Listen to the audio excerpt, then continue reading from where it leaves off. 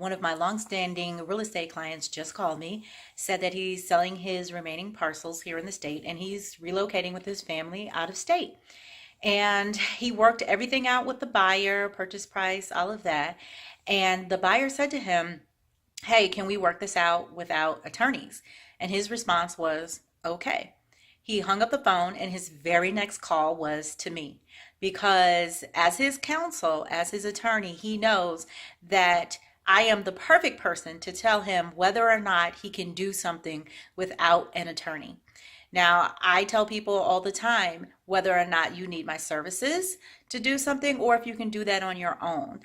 I can't instruct you on how to do it on your own, but I can tell you whether it's something easily figured out and that you're okay without an attorney. And then there's deals that I have to tell people absolutely do not move forward without an attorney.